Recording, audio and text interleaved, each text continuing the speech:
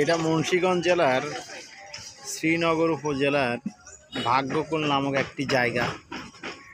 আর আমি যেখানে দাঁড়িয়ে আছি সেটা হচ্ছে পদ্মাপাড়। ভাগ্যকুল বাজারের ঠিক নিকটবর্তী এই পদ্মাপাড়। আর এখানে বেশ কিছু নৌকা দেখা যাচ্ছে, এগুলো জেলে সম্প্রদায়। এনারা নদী থেকে মাছ ধরে, ইলিশ মাছ ধরে। আর এই মুন্সিগঞ্জ জেলাটা ইলিশ মাছ ধরার জন্য খুবই বিখ্যাত। আর এখান থেকে পদ্মা সেতুটা দেখা যাচ্ছে, যদিও ভিডিওতে কম দেখা যাবে, কিন্তু তবুও দেখার চেষ্টা করছি। ওই যে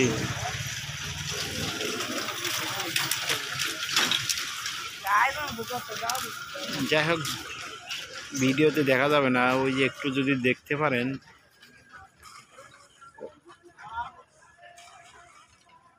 ওই কালো কালো যে দাগটা দেখতে পাচ্ছেন ওটা হচ্ছে পদ্মা সেতু। ওই প্রায় এখান থেকে প্রায় বেশ কয়েক কিলোমিটারের রাস্তা। যাই হোক, জায়গাটা অত্যন্ত সুন্দর।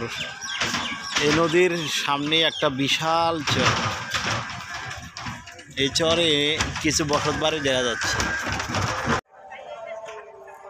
মূল নদীর ধারা অবশ্য এই চর পার হয়ে বেশ কয়েক কিলোমিটার যাওয়া লাগে, তারপরে মূল নদীর ধারাটা পাওয়া যায়। আর এই সাইড দিয়ে এই পাশে যে ধারাটা দেখছেন, এটা একটা শাখা, যার ফলে এখানে স্রোত নেই।